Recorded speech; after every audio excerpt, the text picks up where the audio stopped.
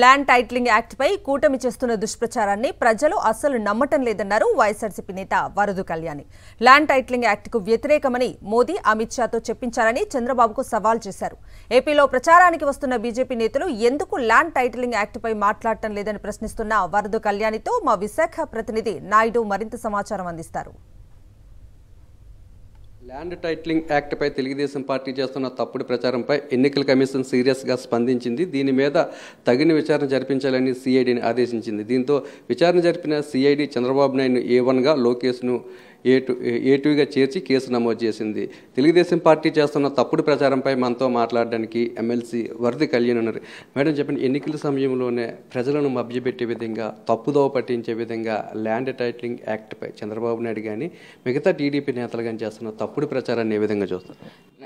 ఆ తప్పుడు ప్రచారాన్ని మేము తీవ్రంగా ఖండిస్తూ ఉన్నామండి. ఎందుకంటే తెలుగుదేశం పార్టీ కూటమి అనేది అటర్ ఫ్లాప్ అయింది, వాళ్ళ మేనిఫెస్టో అటర్ ఫ్లాప్ అయింది.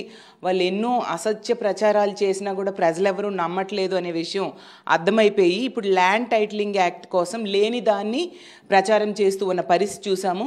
సిఐడికి ఆదేశిస్తూ ఎన్నికల కమిషన్ నోటీస్ ఇచ్చినా కూడా ఇంకా సిగ్గు లేకుండా నిన్న కూడా IVRS కాల్స్ వచ్చిన పరిస్థితి మనం చూసాము. అంటే వీళ్ళు అన్నింటికీ తెగించి ఇలాంటి అబద్ధాలు చెప్పైనా ఏదో అధికారంలోకి రావడానికి ట్రై చేస్తూ ఉన్నారు. తెలుగుదేశం పార్టీకైనా కూటమికైనా నేను ఒకటే అడుగుతున్నాను, నిన్న అమిత్ షా వచ్చారు, అతనితో ఎందుకు ల్యాండ్ టైటిలింగ్ యాక్ట్ మేం తేలేదు, బీజేపీ తేలేదు అనే విషయాన్ని చెప్పించలేకపోయారు. ఈరోజు మోడీ గారు వస్తూ ఉన్నారు. నిజంగా మీ మాటల్లో సత్యం ఉంటే మోడీ గారితో ల్యాండ్ టైటిలింగ్ యాక్ట్ మేము బీజేపీ తేలేదు అని కానీ, లేదా ల్యాండ్ టైటిలింగ్ యాక్ట్ అనేది మేము వ్యతిరేకమని కానీ, లేదా రేపొద్దున NDA కనుక అధికారంలోకి వస్తే ల్యాండ్ టైటిలింగ్ యాక్ట్ రద్దు చేస్తామని కానీ మోడీ గారితో మీరు దమ్ము ధైర్యం ఉంటే చెప్పించండి. ఎందుకంటే ఈ యాక్ట్ అనేది తెచ్చింది బీజేపీ, దీన్ని అన్ని పార్టీలు కూడా సమర్థించే 2019లో అసెంబ్లీలో ఏకంగా తెలుగుదేశం పార్టీ దీన్ని సమర్థించడమే కాకుండా పయ్యావుల కేసు అనే ఎమ్మెల్యే దీని గురించి ఎంతో పాజిటివ్గా మాట్లాడిన విషయం ఎవరూ మర్చిపోలేదు. అలాగే 4 నెలల క్రితం ఈటీవీలో కథనాలు వచ్చాయి అన్నదాతలు, ల్యాండ్ టైటిలింగ్ యాక్ట్ అనేది చాలా మంచిది అంటూ. ఇప్పుడు దానికి వ్యతిరేకంగా ఇలాంటి ప్రచారం చేయడం ఎంతవరకు సమంజసం? ఇప్పుడు ప్రచారం చేస్తూ దాన్ని వెబ్సైట్లోంచి తీసేశారు.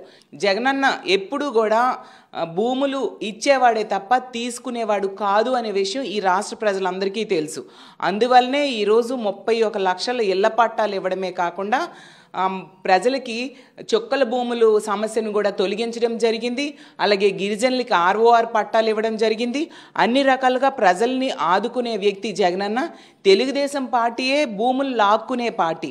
ఎందుకంటే చంద్రబాబు నాయుడు గారు అమరావతి భూములు స్కామ్ చేశాడు, 50,000 ఎకరాలు దోచుకోవడానికి రాజధాని అంటూ డ్రామా చేసిన విషయం ప్రజలెవరూ మర్చిపోలేదు. ల్యాండ్ టైటిలింగ్ యాక్ట్ అనేది కేంద్ర ప్రభుత్వం చూసిన మేరకే రాష్ట్ర ప్రభుత్వాలు అమలు చేస్తున్నాయని, ఇంకా యాక్ట్ పూర్తిగా అమల్లోకి రాలేదని, ఎన్నికలు సమీపిస్తున్న నేపథ్యంలోనే తెలుగుదేశం పార్టీ ప్రజలను తప్పుదోవ పట్టించే విధంగా మాట్లాడుతుందని గతంలో అసెంబ్లీలో జరిగిన చర్చా కార్యక్రమంలో కూడా తెలుగుదేశం పార్టీ ల్యాండ్ టైటిలింగ్ యాక్ట్ను పూర్తిగా సమర్థించిందని, తెలుగుదేశం పార్టీ అధ్యక్షుడు చంద్రబాబు నాయుడు భూములు దోచుకునే వ్యక్తి అయితే సీఎం వైఎస్ జగన్మోహన్ రెడ్డి భూములు పంచే వ్యక్తి అని ఎమ్మెల్సీ వరద కళ్యాణ్ చెప్తున్నారు. కెమెరా అప్పలరాజుతో నాయుడు, విశాఖపట్నం నుంచి.